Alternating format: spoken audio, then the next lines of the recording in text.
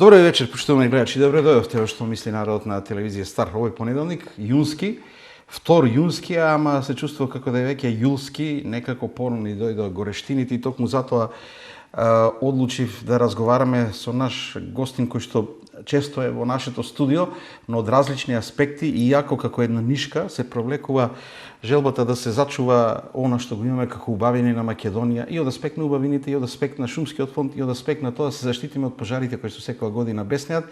Можете да го видите постојано директно на терен, таму кај што треба да се интервенира, да се гаси, да се зачува. А уште повеќе можете со него и да дебатирате, да се расправате, да спротивставувате ставови на социјалните мрежи, каде што се спротивставуваат исто така ставови на многу полиња. А инаку на позицијата заменик генерален директор на јавното претпријатие Македонски шуми. Добро вечер за господинот Кири Михаилов. Господин Михаилов, добро вечер.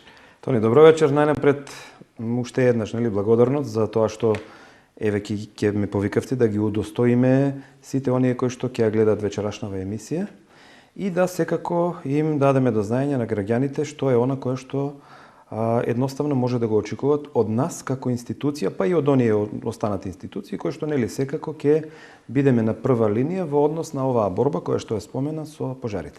Секако во држава има институции кои што конкретно се занимаваат со повеќе се тие институции секој во свој домен.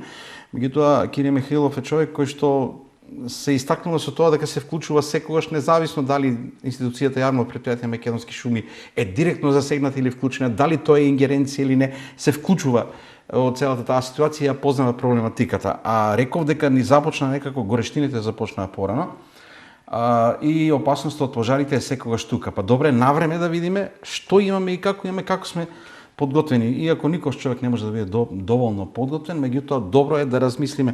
Најпред, јас би сакал и може би можело да направиме еден пресек кои се институции на нас ни се битни во целата таа спрега, во тој синџир за борба против пожарите. Да имаме што можно помалку да заштитиме природата. Токму така, Тони. Кога станува збор за пожарите, јас конкретно во моментов ќе зборам за шумските пожари, меѓутоа тоа не значи дека овде не треба да ги споменеме и останатите. Пред се мисли на урбани, оние кои што се случуваат во населените места и секако оние пожари кои што се во природата, меѓутоа не се во шумите. Како што кажавте, јас од моето назначување на оваа функција се трудам да заедно со нашите вработени бидеме секаде каде што можеме да дадеме макар и најмал допринос во однос со справувањето со огнените стихии. Една работа, втора работа и другите институции кои што реално постојат и имаат некаков моментум во однос на справување со пожарите, секогаш и тие се наоѓаат на терен на шумските пожари кога тие се појавуваат. На прашањето кои се тие институции кои што секако заеднички се бориме и се справуваме со огнените стихии, пред се, при појава на еден шумски пожар, првите две институции кои што веднаш се појавувам или сме веќе тамо, се јавното претпријатие Македонски шуми, каде што јас сум заменик генерален директор, и територијалната противпожарна единица, која што секако знаеме дека е во надлежност на општините од каде што потекнуваат. После тоа, доколку тој пожар излезе од граници на некакво можно контролирање или се зголеми во некој поголем обем, после тоа се склучуваат и другите институции, како што се Дирекцијата за заштита и спасување, Центарот за управување кризи со нивните ресурси, а по потреба секако ги вклучуваме и онаа флота која што имаме, без разлика дали станува збор за летечките хеликоптери, авиони, она кое што го имаме во однос на справувањето и оние возила кои што се специјализирани, а беа пред некоја година направени токму за справување со овие пожари. Изминативе 2 години имавме ситуација во која што беше донесена вонредна состојба во државата и од тие причини на располагање во справувањето со пожарите беа и добар дел од армиските и полициските структури. Тоа се отприлика сите институции со кои што генерално се среќаваме во тие борби и морам да ги споменам и доброволните противпожарни друштва. Тоа се друштва кои што во последниот период земаа навистина замав и се почесто ги гледаме, значи се почесто во општините имаме појава на такви доброволни противпожарни друштва и мислам дека тие во огромна мера ќе дадат огромен допринос во справувањето со огнените стихии, колку и да бидат, каде и да бидат. Добро кажавте, да, противпожарните единици, противпожарната служба во Македонија, да, таа е директно за пожари во населените места и слично, но опасни се во секој случај шумските пожари, посебно кога ќе дојдат летните горештини. Дали ја некогаш ми се чини и би сакал да ја правам споредбата за пожарите, за жал, толги години сме говореле кога ќе дојдат, кога ќе почнуваат да се случуваат, кога ги нема во зимата не размислуваме за нив, слично како за загадувањето преку лето не го третираме, ќе дојде ноември ќе почнеме да третираме загадување. Дали барем за пожарите сменивме нешто, дали навреме се подготвуваат сите овие институции и од аспект на јавното претпријатие кај што раководите, дали навреме се подготвивте за оваа сезона која што доаѓа? На сам почеток споменавте дека јас како личност и како функционер честопати се појавувам на терен со видеа кои што ги пуштам и тоа во живо, за да граѓаните го видат она кое што ние како институција или јас како функционер го работам. Колку и да зборувате нема да представите ако нема сликата или видеото. Неретко луѓето нели имаат посебен пристап кон тие видеа во смисла морали постојано да сликаш каде си, да објавиш што правите и така натаму, меѓутоа еве доаѓаме до одредени прашања кои што би сакал да ги одговориме и со конкретни нешта, не само на збор. Так. Значи ако ние во 2024 година токму овде во близина помеѓу селата Селце и Драгоево снимавме заедно со градоначалникот Иван Јорданов во моменти кога се справувавме со пожарот на Серта и таму најавив дека ние затекнавме пред се вработени кои што гаснеа буквално на влечки. Значи од 2016 немаше никаква набавка на противпожарна опрема. Она кое што сме го набавиле во 2016 дел од таа опрема се уште некој од луѓето ја има, меѓутоа треба да знаеме дека се работи за униформи кои што сепак нели имаат одреден рок на траење. Сега не може нешто кое што сме го набавиле пред 20 години да сметаме дека во 2026 ќе биде соодветно. Значи ако некој не дај Боже се најде во ситуација со огнот, значи можеби тој човек ќе биде повреден баш заради тоа што можеби таа опрема е веќе дотраена. Така да тоа што беше набавено во 2016, она кое што барем останало некако да кажам, се зачувало, затоа што сепак тие луѓе биле на терен во изминативе години, имаше дел од таа опрема и ние во 2025 година набавивме дополнително опрема за оние луѓе за кои што утврдивме дека се работоспособни и дека можат да учествуваат токму во гасењето на пожарите. Значи некаде околу 100 комплетни одела кои што се составени од огноотпорно одело, значи панталони, се она друго кое што следува, потоа специјални кондури и шлем, секако и ракавици.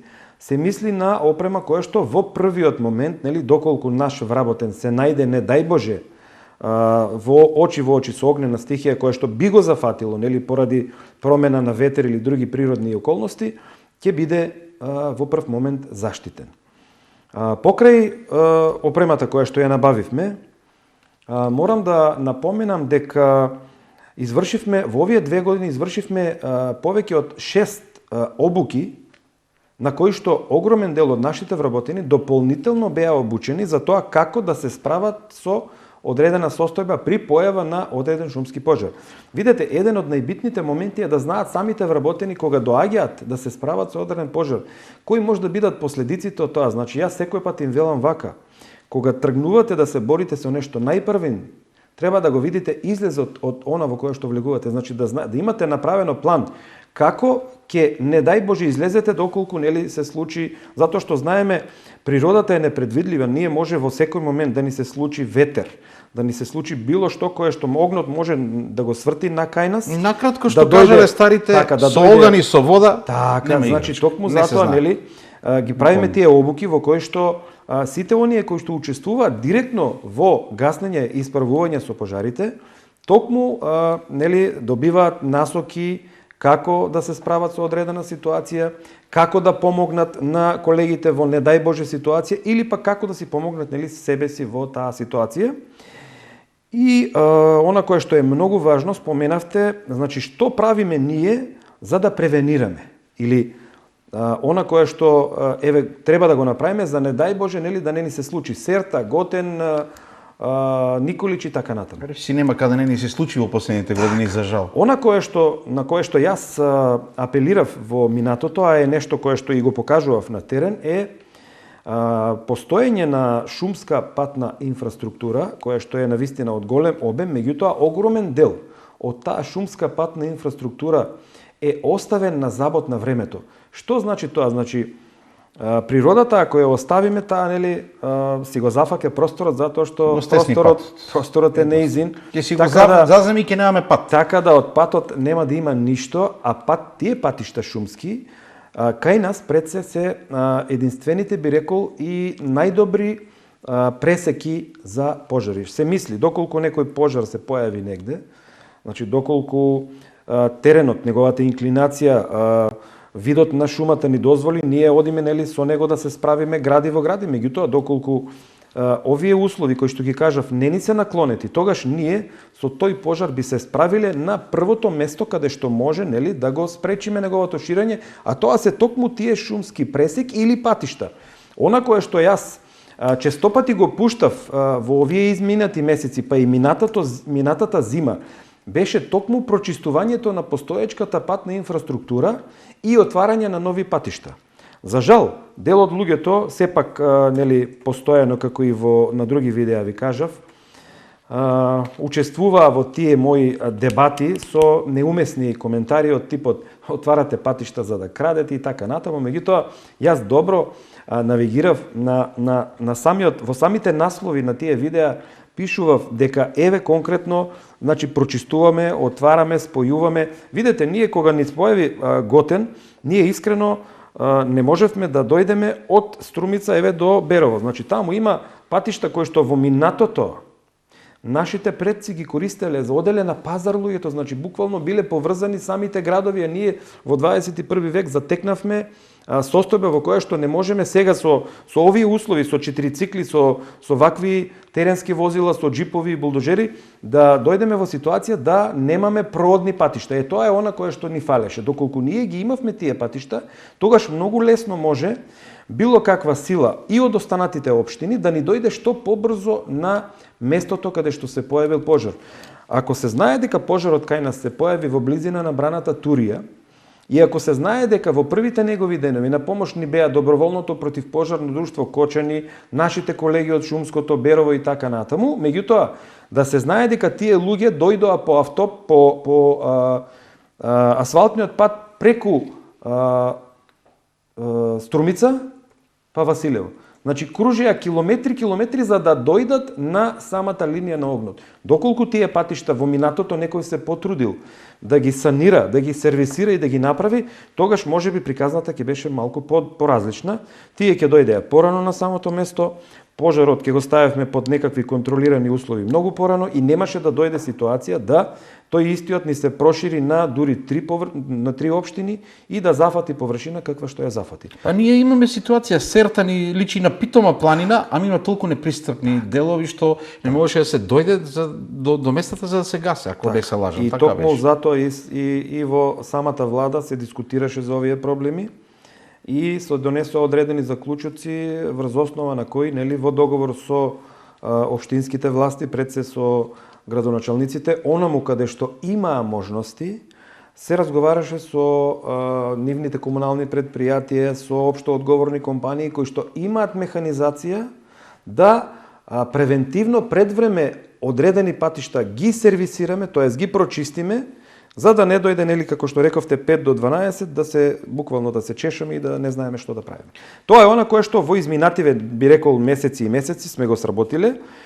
И тоа е, видете, показател дека сме направиле нешто е тоа што и покрај тоа што еве април и би рекол мај па и март имавме релативно ниски температури, сепак ние имавме една поголема бројка на пожари. Се појавија, да беше интересно. Меѓутоа тие пожари ги санираме релативно брзо, затоа што сме и поопремени затоа што сега нашите вработени можеби е срамно, меѓутоа ќе кажам, се со соодветна делумна опрема, имаат плати редовни, имаме теренски возила кои што се и сервисирани, сите се во функција и едноставно го правиме она кое што ни е примерната обврска. Малку ќе ве тргнам само македонски шуми, тоа се дејностите кај што македонски шуми можат да придонесат и да превентивно да делуваат. Може би не е во ваш домен, но може би имате информации. Многу е важно и колку, да речеме, колку вложуваме во противпожарните служби.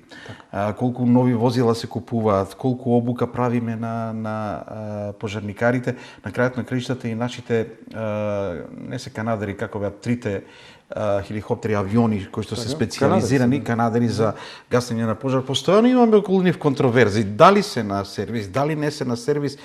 Дали овде институциите се договорија конечно да се заврши и сервис и се да имаме навистина. Имавме проблеми, се сеќавате, од администрација пилотите да не може да се ангажираат. Јас многу добро се сеќавам што зборевме и што пишувавме во изминатите разговаравме во оваа емисија сме говореле. Видете, не беше многу далеко 21-а, 22-а, 21-а знаеме дека ги имавме едни од најтешките пожари во Македонија, кога ни изгореа преку 4-4.500 хектари високо квалитетна борова шума во Малешевијата. Јас тогаш честопати пишував дека таа наша флота буквално беше надвор од употреба.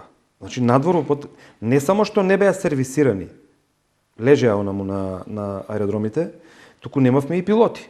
Ние во 24-та затекнавме расипани авиони кои што колку и да чинеше, владата знаете дека го одврза кесето и буквално се што требаше направи, значи ги сервисираше. Ако немаше пилоти се вратија пилоти, ги вратија од пензија, тоа со солидни плати луѓето.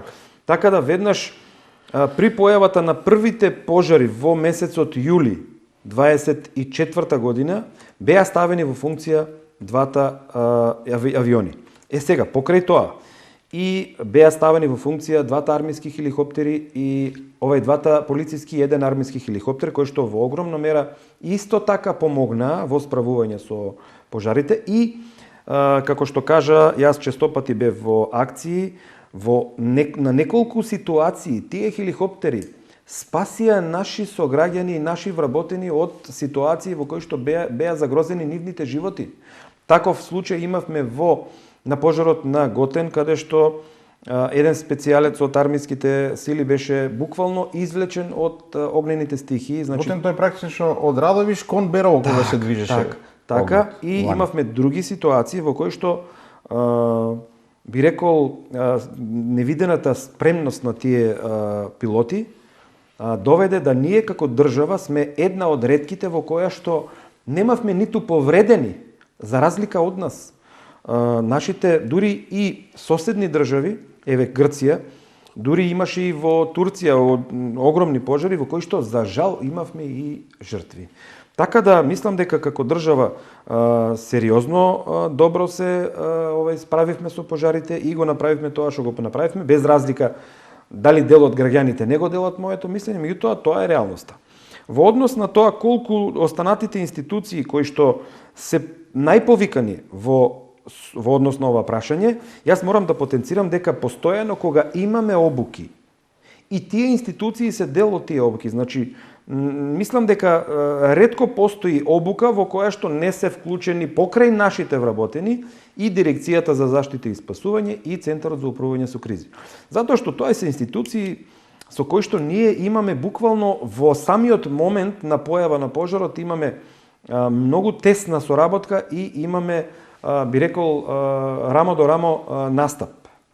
Значи, тука се институциите заедно со нас, ние како вработени, како предпријатие имаме безмалку повеќе од 450 луѓе во моментов, кои што се соодветно обучени и поголем дел од нив имаат веќе соодветна опрема со која што можеме да настапиме при појава на било каков шумски пожар, значи веднаш на лице место.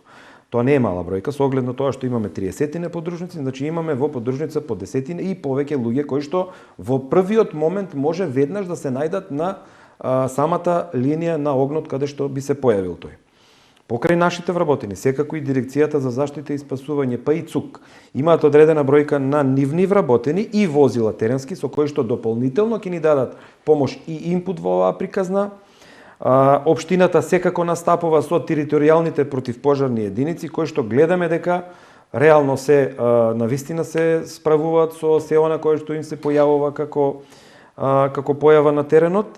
Истите се секако вклучени и во шумските пожари и повторно уште еднаш ќе ги споменам, можеби после ќе продискутираме и повеќе за нив, а тоа се оние доброволни противпожарни друштва кои што би ги издвоил и сметам дека и самата општина од која што потекнуваат всушност дава инпут во појавата и реализација на еден таков, би го нарекол, проект кој што значи вклопување на местната популација, пред се на младите работоспособни луѓе, оние кои што се соодветни години, да учествуваат во евентуално справување со пожари и со други непогоди, природни. Би сакал баш сега и да не чекаме за понатаму, бидејќи тоа е навистина интересен момент. Што е целта и што добиваме со доброволни противпожарни друштва? Тие почна, се формираат речиси во сите општини едно по друго. Што е предноста? Што добиваме повеќе од она што го имаат противпожарните единици? Ќе ви кажам конкретно и мислам дека го знам одговорот на ова кое што токму го прашувате. Кога беше пожарот на Готен, тој опасно се приближуваше кон неколку населени места во Радовишко. Покрај тоа што беше нели на територијата на општина Василево и Берово, зборам Радовишко. Тука беше зафатена линијата, значи од селата Злеово, Покрајчево, Јаргулица, Подареш и тука некаде заврши приказната.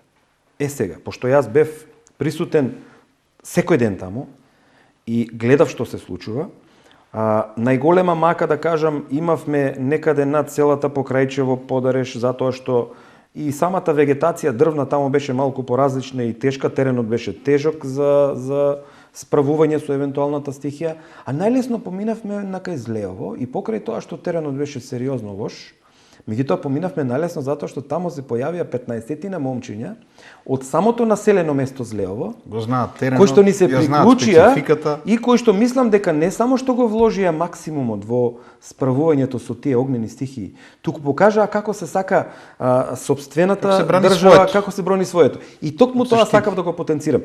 Тие доброволни противпожарни друштва, конкретно во Злеово се формираше доброволното противпожарно друштво Кобри Злеово. Сега замислете, тие дечки мислам дека со најголем жар ќе се борат при појава на евентуален пожар во нивниот атар.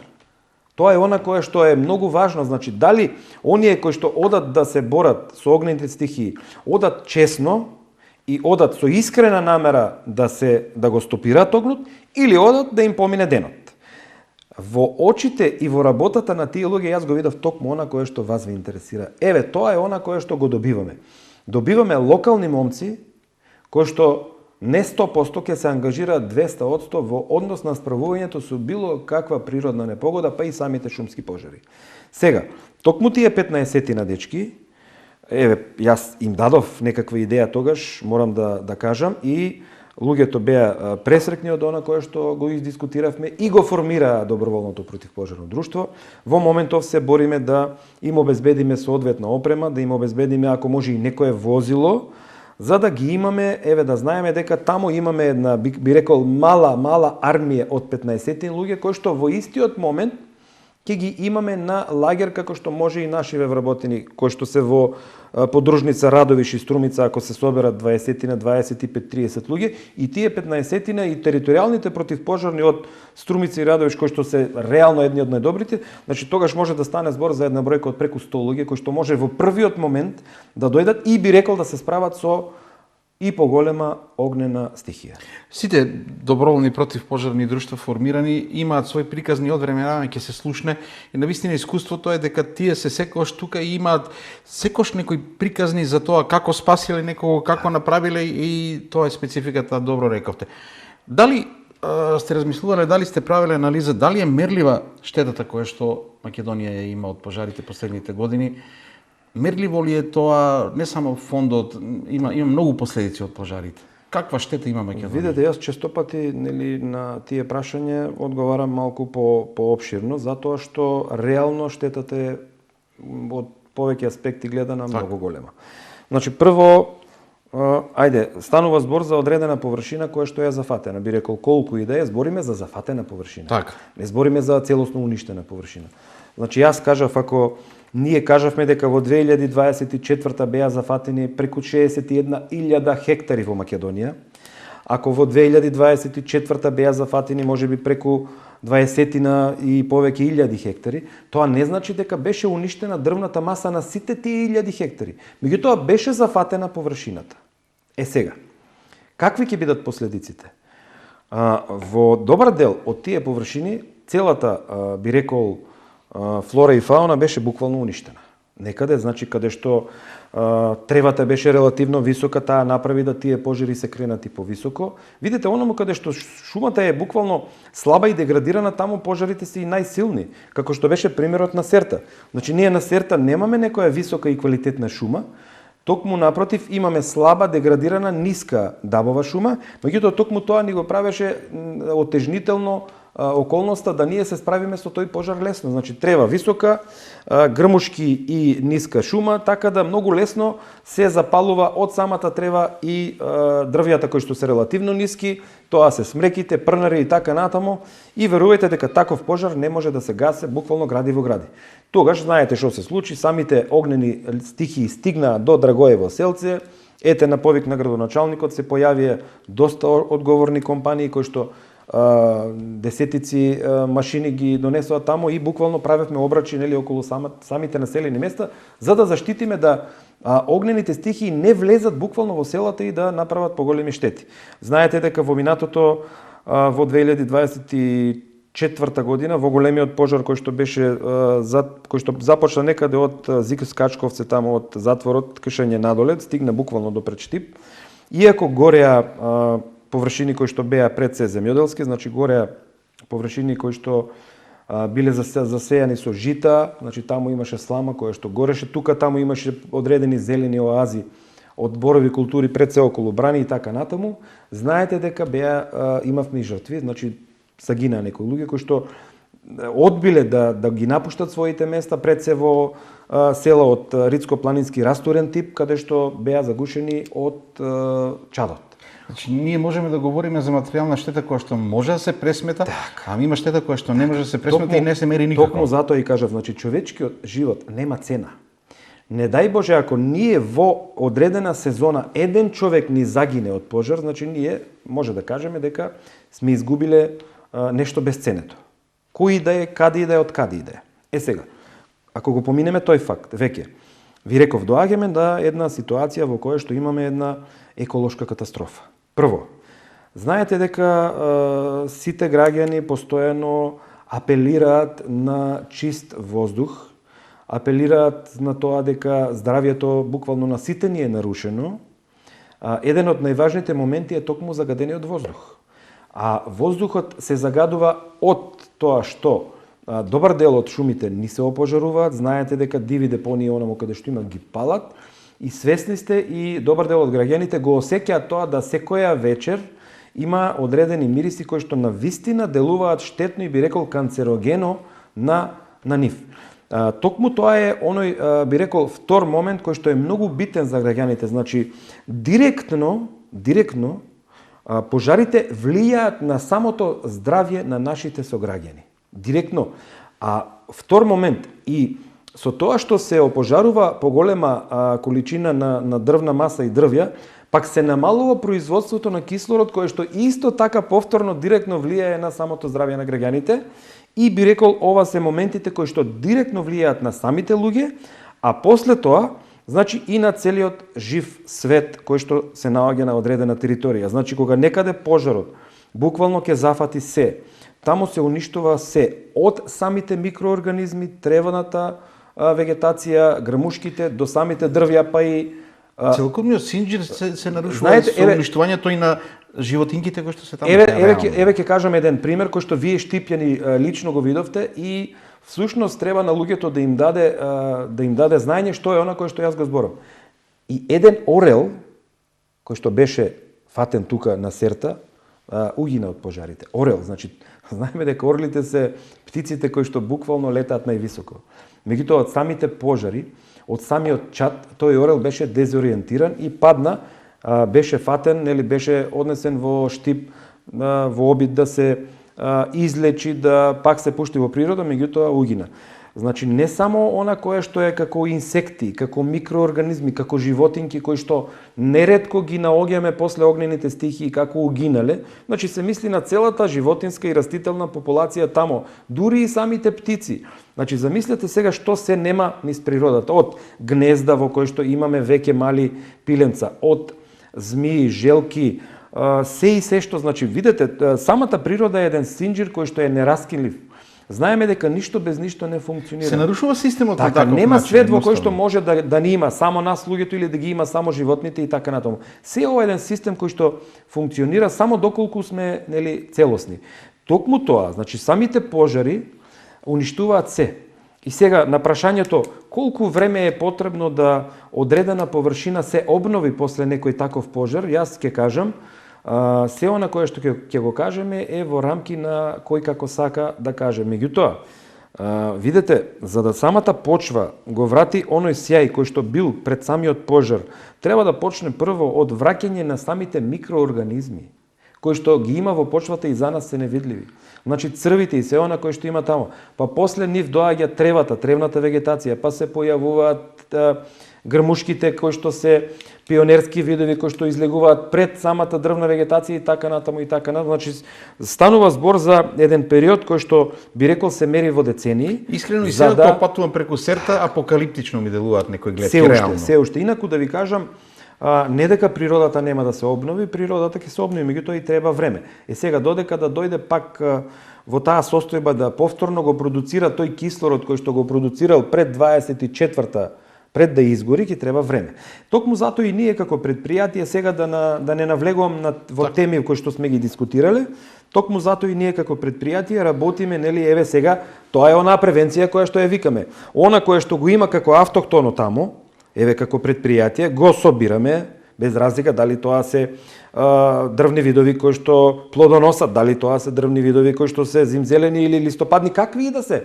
Меѓутоа, ние собираме плодови од истите тие дрва кои што се автохтони, од нив да продуцираме растенија кои што потоа здрави, секако, нели, малку се помогне да се обнови. Значи, фактички нашата приказна е таа да ние го кратиме тој процес во кој што природата ќе се мачи да го врати сјајот. Инаку, самата природа, верувајте, направила одреден механизам одбранбен да кога ќе се појави нешто такво, да истата, нели, што побрзо се само обнови. Видете, пожарите во природата ги има, иако кај нас од она кое што го имаме како сознание, над 90% пожарите се поради тоа што човекот ги создава. Значи, причинител е човекот. Меѓутоа, во природата неретко има и природни појави кои што продуцираат пожари, како што се громови. Значи, во одредени шуми каде што самите громови предизвикуваат пожари, доколку да кажеме, еве конкретно ќе кажам за дрвните видови, да, доколку тие се осетат, нели, повредени од одредена огнена стихија, значи доколку нивните стебла па и одреден листењак е уништен од одредена огнена стихија, тогаш тој даб во периодот кој што предстои во наредните неколку години, би рекол и дупло плодоноси, што значи isfrла дупло повеќе жир, за да може да спрема терен, значи да знае дека неговиот животен век завршува. Видете, како и човечкиот самата природа има одговор на животниот век на секој жив организам завршува кога тогаш, значи без разлика дали некој ќе живее 50 на 100, 200 години, мислам на луѓе, на животни и така натаму, меѓутоа нели доаѓа момент кога ќе заврши тоа. Токму и тоа се случува и со самите растенија, значи кога тие ќе се осетат дека се повредени, да, тие се обидуваат, нели, да се самите излечат, меѓутоа еве оставаат потомство. И може да видиме дека во одредени површини каде што сме имале пожари, конкретно и на Серта, во моментов нема, меѓутоа еве ќе се потрудам, земам обврска да донесам некои слики да видите каква природна обнова има на некои површини на Серта. Значи самите дрва кои што ги имало тамо, со самата појава на пожарите исплодоноселе и, значи, створиле потомци. Имаме ние одредени вариетети бор кои што Исфрлаат шишарки кои што не се отвараат, а тоа значи дека не вадат семе.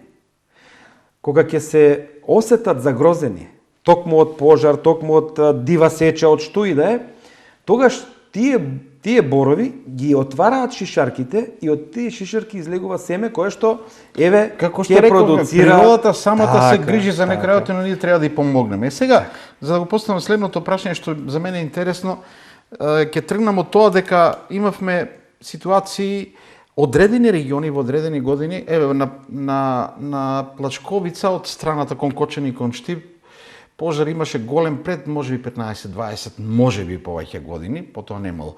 Имаше на одредени реони, па потоа нема. Се префрла од едно на друго место. Колку влијае човечкиот фактор според вас, колку самата природа на појавата на пожари? Колку сметате дека можеби повеќе ние самите луѓето сме криви? Над 90% од приказната пожари е вина. Ова го говорам, не се повторуваат меса затоа што нели некој сака да сеча, некој сака да постигне нешто, некој пироман. Да, се повторуваат некаде, да. Имавме пожари и лани и претходната година на териториите на Плачковици, од таа страна, меѓутоа, нашите служби се справија со нив во најбрз можен рок и не дозволија тие да излезат од контрола. Меѓутоа, верувајте дека над 90% од пожарите во Република Македонија, конкретно во овие 2 години, кои што се случија, се како причина на човечки фактор. Не навлегувам во тоа дали некој намерно или ненамерно запалил, меѓутоа беа како причина на човечки фактор. Па и самото несредување на жиците кои што пренесуваат електрична енергија, поради тоа што можеби одредени вработени не ја завршиле својата работа, не ги обтегнале како што треба, а знаеме дека под дејство на преголемата топлина тие се шират, што значи паѓаат подоле и при одредени ветришта се допираат, искрат и така беше, мислам дека се појави пожарот во Кумановско, кој што, пак ќе кажам, ни однеси човечки жртви. И меѓутоа, од кога ќе се случи веќе приказната, после тоа е џабе се. Ние во изминатите 2 години морам да кажам дека и како држава, пред се морам да го пофалам Министерството за внатрешни работи, има веќе голема бројка на луѓе кои што за кои што беа поднесени пријави како можни причинители. Видете, тоа не е за фалење и не е добро. Меѓутоа, морам да направам споредба ако во изминативе години пред се од 2014-15 до 24 некој ги игнорирал пироманите, би рекол, сега веќе дојде период во кој што нема игнорирање затоа што сите граѓани многу лесно видоа дека тоа е нешто кое што би го нарекол јас модерен тероризам. Значи, кажавме дека самите пожари буквално не тероризираат сите. Ви кажав, не го зимаат чистиот воздух, значи не гушат, не спречуваат да одиме после тоа во природа да се надишеме кислород, затоа што па и нема што да го ствара тој кислород. Значи тој оној кој што направил да таа природа исчезне, примерно кажавме да продуцира јаглерод диоксид кој што е штетен за здравјето, а после тоа пак и да го спречи кислородот и неговото создавање, јас би рекол дека е терорист. Така да мислам дека и самите институции како судот и обвинителството сериозно ја свати оваа приказна и веќе имаме, би рекол, големи затворски казни и големи парични казни по однос на овие прашања. Конечно имаме, знаете дека за пожарот во близина на Велес, кај што беше Велешкото езеро, имаме 2 пресуди кои што се од по 5 години затвор и големи парични казни за луѓето кои што го предизвикале тој пожар. Вчера или завчера имаше поднесена пријава за 81 годишен пироман од Кумановско. Значи 81 годишен пироман.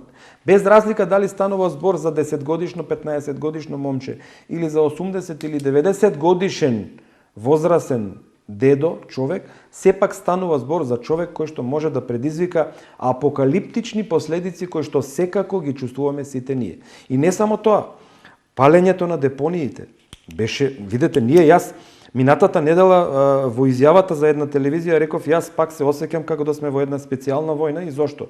Па затоа што депонијата во Радовиш ја запалија што ја запалија, за еден ден брзата реакција на територијалната противпожарна единица од Радовиш ја изгасна она огнена стихија која што се појави. Во моментот дента кога ја изгаснаа, во текот на истата ноќ, беше запалена една поголема линија повторно на таа депонија и таа втора, би рекол, палба допринесе да сите ресурси се впрегнат и веќе десетина дена мислам дека се бореа со справување со тие огнени стихии, затоа што најтешко е кога ќе се запали одредена депонија каде што имаме запалливи материјали како што се пластика и други кои што знаете дека многу тешко се гасат, освен со затрупување и гушење на самиот оган, за да не може нели да прима кислород и фактички да се загуши тој огин и тој чад. И сега она кое што е најсимптоматично. И после тие десетина дена кога целосно буквално се потрупа се она кое што беше зафатено, се обидоа да трет пат со 4 нови гуми повторно ја запалат истата депонија. Тоа нели ви кажува дека некој дефинитивно е за во затвор. Дефинитивно.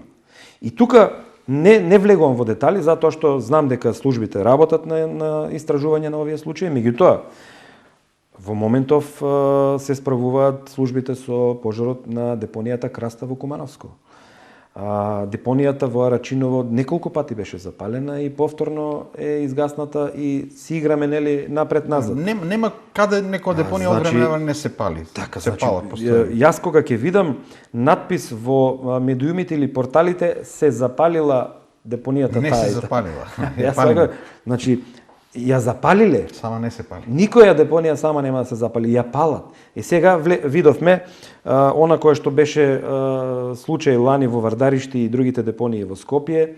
Видовме дека добар дел од причините биле горење на одредени кабли заради вадење на бакар и така натаму. Меѓутоа небитно е која е причината, важно е дека луѓето беа тормозени и за жал беа здравствено уништувани со тоа што беа палени депонии и останати други површини кои што за волја на вистината, нели повторно ќе кажем, уништија поголема површина. Инаку не само депониите, ние честопати сме сведоци на палење на земјоделски површини, се уште тој намален е трендот, значи не е како што беше во минатото. Меѓутоа она кое што мене ме изненади е Кочанското поле. Пред не знам месец и нешто беше, имавме една акција на Пониква и она кое што го видов мене ме запрепасти. Затоа што повторно ќе кажам, Кочани е нешто кое што во колективната наша меморија ќе остави една неизбришлива трага, а кај родителите на дечињата кои што искрено не би сакали да ги споменувам, остави нешто кое што никој пат нема да се избрише и покрај тоа кое што се случи таму, граѓаните не се сменија навиките за палење на страништа и така натаму. Јас имам еднаш од време на време ќе снимам кога ќе минувам, бидејќи има апокалиптични, значи оганот е на патот, тој на стариот пат, не можете да поминете речи кога се палат тие страништа. Објавував некои видеа, понекогаш и ме напаѓаа луѓе дури зошто така, па тоа со векови е така и така натаму и така. Видете сега со векови, меѓутоа треба да знаат тие луѓе кои што палат дека со секој чат ни кратат од животот, некому минута, некому час, некому ден. Тоа е реалноста. Да не говориме за опасностите кои што ги има. Пред крајот сме на емисијата да говоревме практично и за тоа што направи, што прави јавното претпријатие Македонски шуми. И не знам колку е поврзано со целава тема за пожарите, меѓутоа денеска пак кривична пријава за поранешен генерален директор. Да, за поранешен генерален директор. Имате ли информации за што станува збор? Јако нели не е благодарно да се говори, ама сепак е пријава и знаете сигурно од прилика оно колку што може да прокоментирате. Видете, таа пријава е веќе во етер, значи нема тука што да се крие. Ова е една од повеќето предмети кои што ги работат на институциите и е поврзана со пожарите, да. Токму со оние пожари кои што ги споменавме во 2021 година. Знаете, јас во минатото пред да дојде ВМРО ДПМН на власт, честопати снимав видеа токму на тие површини горе и обзнанував дека тие површини кои што изгореа не сите беа зафатени целосно од огнените стихии. Добар дел од таа дрвна маса беше неуништена, беше квалитетна. Меѓутоа, оние кои што беа претходници на нас како раководство, за жал, направија одредени злоупотреби таму. Ние сето тоа го процесуиравме. Еве, ова е една од тие разрешници. Значи, нашиве претходници ја продавале таа опожарена дрвна маса по цени кои што не соодветствувале со реалната состојба. Значи, поевтино ги давале, најверојатно се договарале со оние кои што работеле и на сметка на предпријатието, на сметка на државата, на сметка на она кое што и на сите граѓани профитирале одредени луѓе. Значи, станува збор за само една пријава која што е пуштена, мислам, денеска излезе и повторно ќе кажам, се однесува на опожарени површини, борови култури од кои што се изнесувала дрвна маса и се наплаќала по релативни пониски цени. И тоа е еден од моментите на кои што честопати граѓаните и повикуваат, нели? Неретко јас се соочувам со прашањето дали шумите се палат заради добивање на поевтина дрвна маса. Прво тоа ќе го споменат некој, дека има. Вистина е дека било така. Јас во моментов сега најодговорно ќе кажам нешто друго. Ние не само што ја сменивме политиката во тој дел, туку и во огромна мера оставаме онаму каде што сметаме дека пожарот не направил голема штета.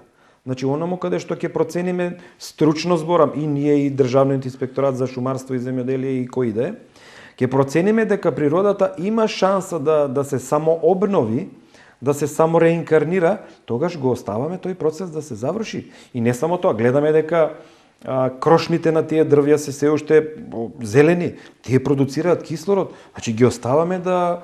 И ова кое што ви го кажа, значи ако некаде и се види дека има одредено оштетување, меѓутоа оставаме да наредниве години, можеби и деценија па и повеќе, тие самите дрвја, значи створат потомство и во овие десетина наредни години повторно го ствараат тој кислород кој што ни е насушно потребен.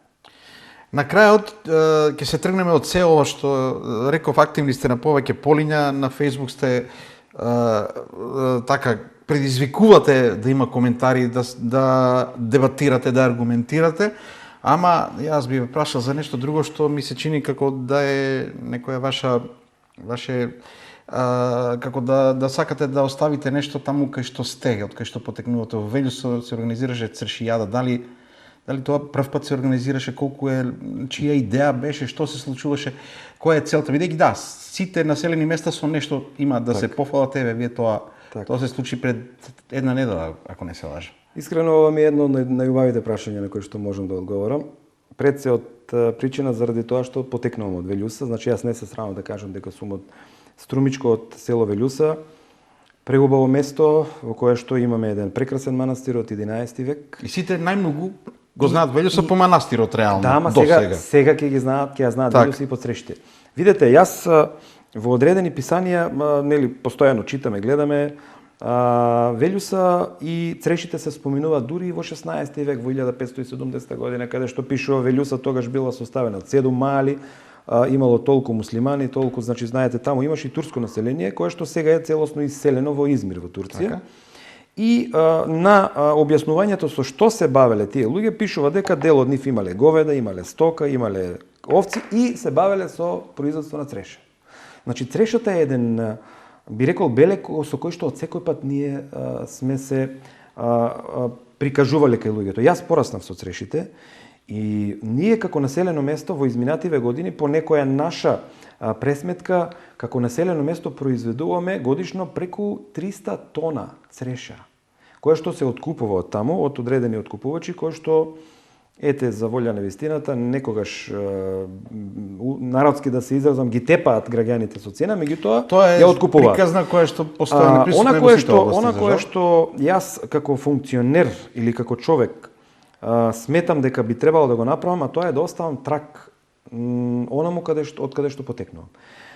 Самата црешијада е лично мое ветување во предизборната кампања во 2024 година, кога гостин ни беше Антонио Милошевски во нашата Велјуса, заедно со оние кои што беа кандидати за пратеници, и јас пред моите сограѓани ветив дека ќе одржиме една црешијада. Дел од луѓето не верува, дел од луѓето после тоа мое ветување кажува предизборни лаги, колку да се каже нешто. За жал 2025-та имав желба уште тогаш да ја направиме првата, меѓутоа за волја на вистината ланските пролетни мразови, доцни го уништија целото производство на цреша. Лани ние немавме буквално килограм цреша. И ова ми даде дополнително поттик да во 26-та го направам ова кое што го направив и го најавам тоа кое што следува. Значи станува збор за еден настан кој што го реализиравме заедно со сите наши соселани, значи ова не е настан мој, ниту пак партиски, ова е настан на сите нас. Го организиравме заедно сите сплотени, здружени. Еднодневно, настан на кој што поканивме колку можевме повеќе и за волја на вистината беше посетен премногу, значи имавме преку 5000 луѓе кои што проциркулираа тој ден низ Велјуса. Се она кое што беше понудено како свежа цреша, како производ од цреша, а се мисли на сладки, на благи, на торти, мафини од цреши, значи нашите домаќинки се потрудија да направат што повеќе производи, беше буквално изедено, дадено, продадено, како и да е, значи сите оние кои што дојдоа си поминаа убаво, а јас сето ова како информација и како мислење го црпам, повторно ќе кажам, од медиумите, затоа што бевме преекспонирани и пред настанот и после настанот. Меѓутоа, значи самата црешијада овој пат, оваа година се одржува за прв пат. Имаме и песна која што ја нарековме химна на црешијадата. Она кое што е многу важно да го споменеме е дека оваа година имавме музички настап на само наши локални изведувачи, значи пред се на наши дечки кои што се родени родом од Велјуса, пораснале, екзистирале тука, дел од нив живеат во Скопје или каде и да е, меѓутоа се родени од Велјуса. И оваа година го поминавме така, има излагање и нашите дечиња од основното училиште во чиј двор го организиравме настанот, меѓутоа она кое што е многу важно, а сакам да го споменам е дека веќе за наредната 27-ма ветив дека црешијадата ќе биде малку поразлична. Како? Месецот мај ќе биде целиот месец на црешата. Од првото појавување на првата цреша, ние ќе го најавиме црешоберот, а во текот на цел месец мај ќе имаме многу активности од типот едукативни трибини, настани на кои што ќе дојдат еминентни професори, конкретно од лозарово-штарски струки, би сакал да имаме и од странство, ќе имаме производители на цреши, ќе имаме студенти, ќе имаме ученици и ќе дискутираме токму на еден од проблемите, ова што го рековме, како да превенираме измрзнување на нашите цреши, дали е можно да во иднина ние направиме да произведеме цреша во одредени заштитени услови, пред се мисли стакленарници, фолии и така натаму. Со самото тоа ние ќе добиеме и порано производ, а и ќе го заштитиме од надвршни влијанија. Значи размислуваме на една поширока гранка, дури и спомнав на министерот Љутков во култура да наредната година направиме план да одредена бројка на туристи ги привлечеме токму во месец мај, ни бидат гости и покрај тоа што ќе ги видат убавините на струмичкиот регион, пред се мисли на манастирите кои што ги имаме во изобилство, водопадите и ќе ги однесеме да вкусат од свежите цреши од самите дрвја. Тоа е она кое што реално сметам дека ќе понуда кој што оди во повеќе насоки и да се одбележи и туризам да се развие и добро е така да се размислува. Во секој случај се надеваме дека ќе успеете во тоа. Јас се изненадив од она што толку многу не знаеме. Јас не знам за имиња кои што потекнуваат од Велјуса, музички имиња кои што Маротови, мислам дека Живко, Здравко и неговото детенце, инаку они беа членови на бендот Арија и така натаму, неговиот брат Игор, значи имаме доста естрадни уметници кои што потекнуваат од Велјуса. Така ќе се дознаат работите. Добро, благодарам на гостувањето, Кире, и се надевам дека не верувам, не може да се каже дека нема да има пожари, меѓутоа и кога ќе има да одговориме на време и да заштитиме животната средина толку колку што можеме сите заедно. Ние ќе бидеме тука и за следна прилика да разговараме на одредени теми, да се надеваме на попозитивни и на вакви како развој на одредени ситуации како што е црешијадата. Сите можат на некој начин да размислуваат, да афирмираат нешто и од тоа да се направи, да учиме што е можно повеќе за нашата Македонија. Тоа го правите постојано. Токму така, јас се надевам дека пожарите оваа година ќе бидат што помалку, дај Боже и воопшто да ги нема. А ветувам дека првата црешијада, која што годинава нели ја одржавме, веќе од наредната година ќе биде традиција и ќе биде нешто кое што ќе биде за почит и би сакал да биде нешто кое што ќе поттикне и други граѓани кои што би рекол нели се било каде во овој општеството да размислуваат на вакви теми кои што ќе остават траг во нашата држава. Благодарам уште еднаш за гостувањето. Ви благодариме. Почитувани гледачи, тоа беше Кирил Михаилов, заменик генерален директор на јавното претпријатие Македонски шуми. Проговоривме за повеќе теми, ова на крајот најинтересна од аспект на нешто убаво што треба да се работи и да се прави, а поголемиот дел за пожарите, за кои што треба секогаш да бидеме добро подготвени, како што реков, да не размислуваме за нив кога ќе дојде високите температури, туку преку целата година се подготвуваме, слично како и за загадувањето да треба цело време. Се е поврзано, треба само повеќе да се работи и размислува. Останете со ТВ Стар, се гледаме со ново издание на Што мисли народ во среда.